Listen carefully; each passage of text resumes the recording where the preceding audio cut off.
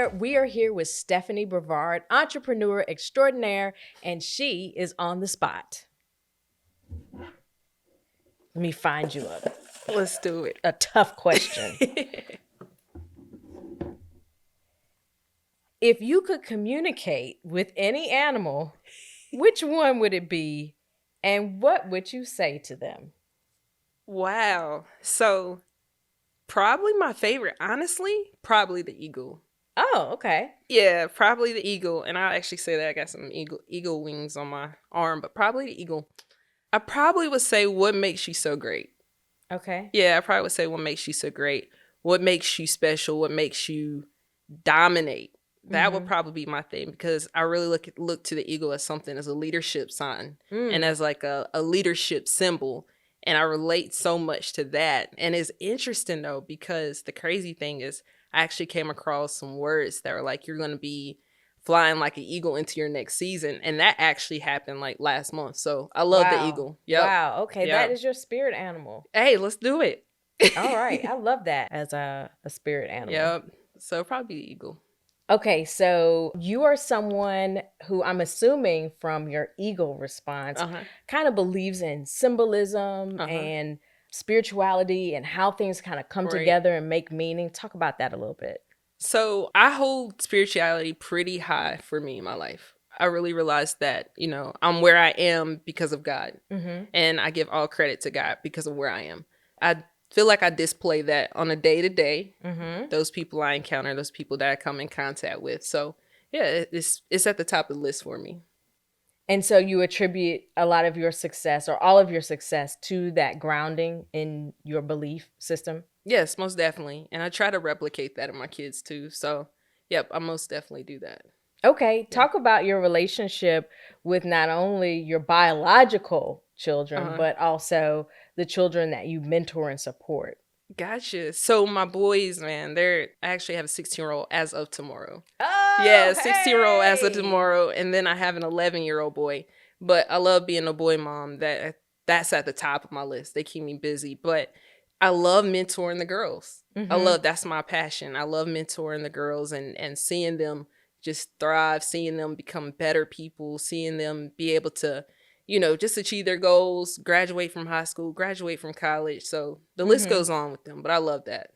So you have the best of both worlds. You have biological sons, and then you have these young women who are part of your kind of extended family. Yes, and they actually have become part of the extended family. I mean, I've been in hospital rooms when girls are delivering. I've been by their side when they've lost a parent. So I love what I do. So what inspired you to take that step to create this extended family through your work? Just a passion. I think anything that you do, you have to have passion for it. One thing that I've realized in this field of work is that you don't chase after the money. The money comes to you because if you're passionate about it. Right. And so, I mean, passion first and foremost is more than, you can't put a value on that by far. I agree 100%. Is there a moment in time when you had some type of experience that just allowed for you to open your mind up to doing this work? What was that? Was that pivotal moment where you said, this is what I want to do? Oh my goodness, that's such a loaded question. The reason why I say that is because I took them through all kind of stuff going through high school and middle school and probably elementary school. But I realized that a lot of the things I did put me in a lot of trouble. And I feel like that's just what I want to do. I wanted to help girls not go the route that I went. And I can't pinpoint an exact time frame, but I realized that a lot of the choices and decisions I made, I could have avoided, and I could have, made better choices. So that's kind of, I feel like, what kind of pushed me there to that point. Now, I get that. And I often say that the challenges that I went through are the lessons to provide to someone else so they don't have to. Yep. And we all have that choice to make different decisions. But I think it's important as people who have overcome to be transparent that I wasn't always right here. Yes. And here are some of the things that happened and how I overcame them. So you have that information to make different decisions if you elect to. Most definitely. I tell them all the time, you don't want to learn by mistake. Like, I have 37 years of experience. I mean, Hmm. essentially, based off my age. And I'm like, okay, don't make decisions I make. You have a better opportunity to make better decisions, better choices, more resources. And I say it to the kids all the time and they laugh. I said, if social media existed Ooh, back in the 2000s and late 90s, it would not be good for me. not But at all. Oh my goodness. so they have, the worst I had to think about during that time was someone getting a hold of a letter I wrote to Oh somebody. gosh. Yes. But yeah. Don't go through my notebooks, Right. please.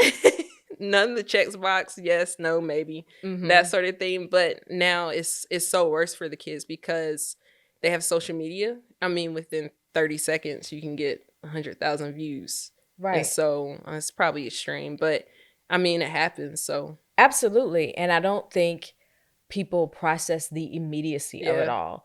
There are a lot of posts and content that go Hmm. out into the universe Yeah. based on a decision that happens in a second to respond to an emotion, Right. to communicate something based on an emotion in that moment. Yeah. And it has so many other implications Yeah.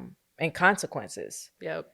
aside from social media, which is definitely a big part Yeah. of a challenge and benefit space Right. for young people today. What are some of the other things you're seeing as areas of opportunity or Yeah. challenges that they're facing now?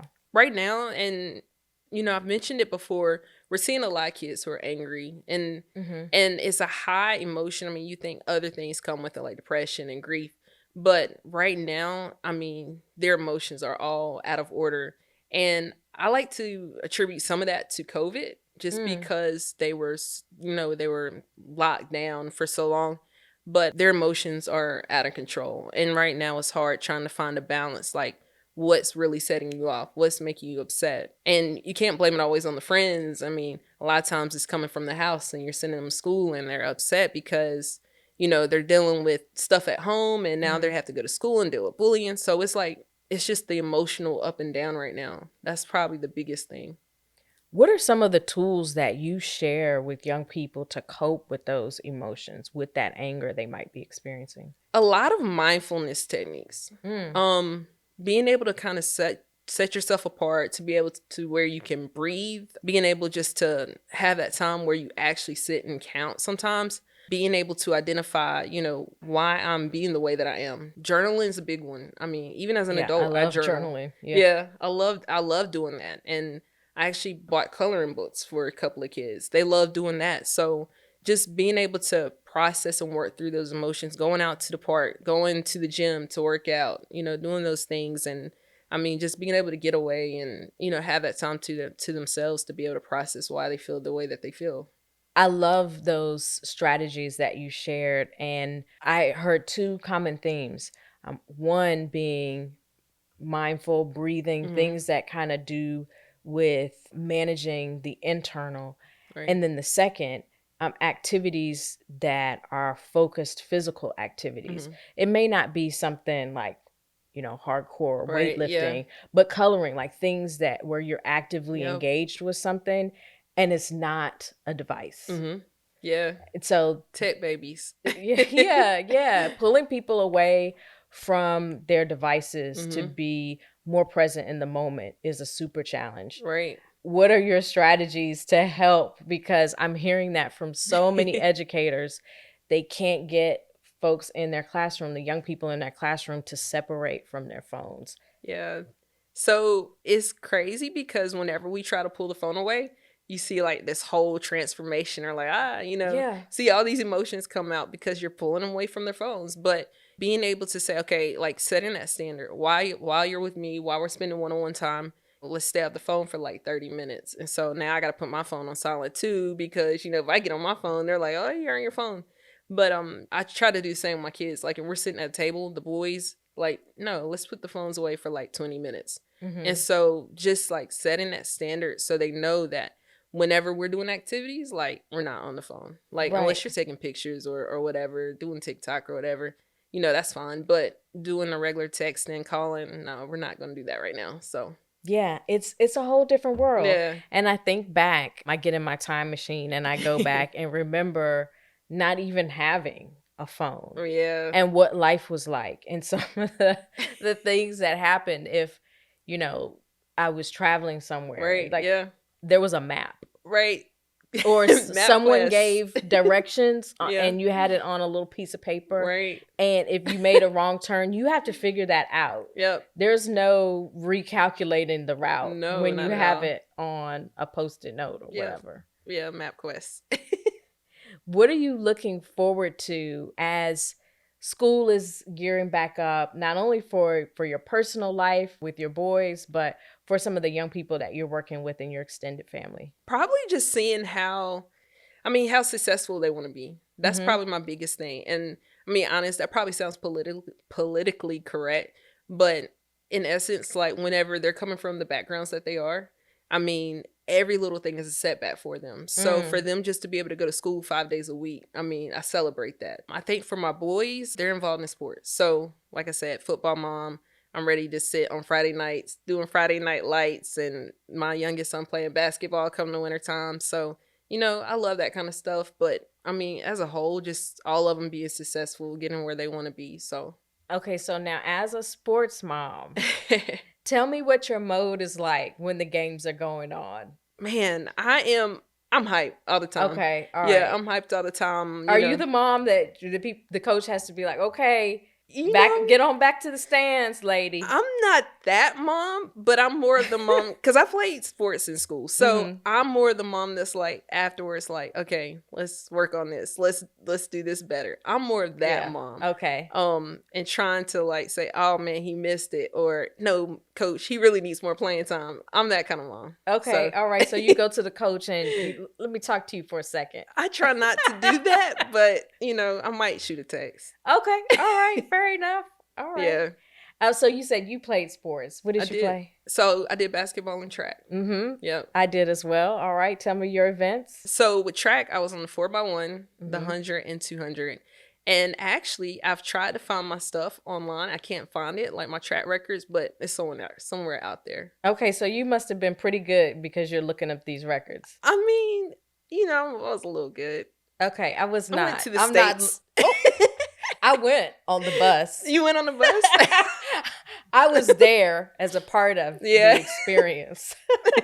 I'm not looking for records. Oh, now. Goodness. Yeah, but I did appreciate being on sports teams.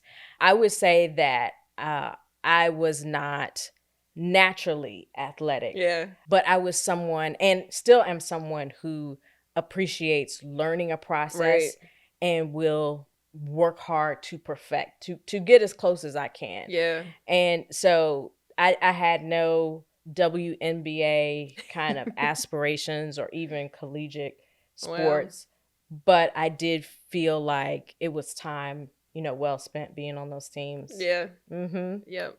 WNBA actually was an aspiration for me. Okay. It was, but I realized like I got injured in school, so I didn't get a chance to. I actually had a couple of colleges looking at me, but it didn't go further past that. So okay, so who's your team right now, or what teams are you following? I'm a big Duke fan. Okay. Yeah, Duke in college, and then Lakers NBA. Okay. Yep. Let's talk about what's going on with the Lakers. What are you feeling this coming season? What's going on with LeBron? What's King James gonna do? Hopefully he'll win another championship and stay around another year until his son comes on. So we'll see. Okay, all right, you heard it here. So when you're not doing all this amazing work with young people and helping the boys with their sports endeavors, what do you do for fun? I love to travel. Yeah, I love traveling. I'm actually looking at some beachfront property hopefully soon, but we'll see. Let me continue to be friends with you. Yeah. So I want to, definitely travel more, I should say. I'm going to Tennessee next month, possibly Vegas in October. I've never been on a cruise, hopefully a cruise next year. So yeah, I love traveling. I love going out and doing things like that. And I mean, that's my thing. Yeah, traveling is my thing as well. And I will say that traveling as a young person was so important for me. And I remember the very first plane ride I took, my father and I went to Kentucky to visit family. Well, really, he went to the Yeah. Kentucky Derby, and I just went to visit family. But from that experience, I knew that I wanted to travel as Yeah. much as possible. That feeling when the plane takes off Yeah. was the most I amazing. love it. I love it. I love it every single time. Yep. Just like I'm leaving wherever I am and I'm about to embark upon an adventure. Yep. I love it. What's been your biggest adventure so far? Adventure as far as traveling? Mm-hmm. Let's see. That's a good one. I love Iowa, surprisingly. Okay, Yeah. please break that down. I love Iowa. No, Iowa really reminds me of Eastern North Carolina, which is where I'm from.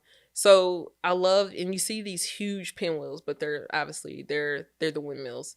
And so I love being out there. It's kind of, it reminds me of Greensboro a little bit, certain parts, but it's at the same time you get Eastern North Carolina feel too. So that's probably my biggest adventure. Vegas is my favorite spot though. I love Vegas as well. And I'm not even a big gambler. Like sometimes I've gone to Vegas and right before I leave, I'm like, well, let me just throw $20 in the slot machine and see what can happen. But I just enjoy like all the lights, all the amazing architecture, all of the design features. Yeah. The attention to detail they put into those yeah. casino complexes is absolutely incredible. Yep.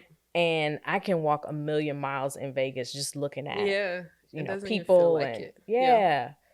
Yeah. So if you could go back in time and talk to this younger self who seemed to be quite rambunctious, athletic, amazing. Yeah. What would you say to her? Don't do that. Don't do that stuff like that. Stop your mess. Nah. But it really would be something along those lines because I made so many mistakes. Well, and I can't really say they were mistakes. Some of them were choices. But I didn't realize the harm I was putting myself in, the danger, like meeting people and being out late at night and just all kind of stuff that I probably can't say right now. But I mean, just, I probably would have that talk with myself, saying, come on now, like, really? Like, are you really about to do this? Because, I mean, I just should have made better choices, better decisions. But some of it's been learning lessons, and I've been able to, like, teach others. So I'm okay with it. Yeah, absolutely. Again, that's the foundation for being able to pour authentically into the young women that you mentor because you've been there in a sense. And, I feel called to share those stories of challenges and things that, a better choice was available. Right. Yeah. I didn't make it and here's why, but here's what I think would be a good path for you if you choose it. Yeah. So, yep. Tell us something that most people would not know about you. I don't know. That's a good question.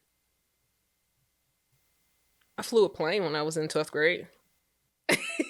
You had to think about this? Yeah, so I had to really think about that. No, it was actually for senior project.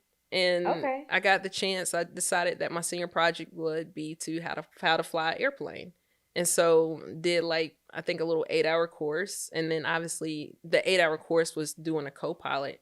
Right. But the guy that was up there with me, he was like, okay, now it's your turn. So I'm literally flying the plane. It's a commuter plane, but I was literally flying it during that time. So yeah, that was an experience. Absolutely. How did that feel being in control of the plane, being in that space? Yeah.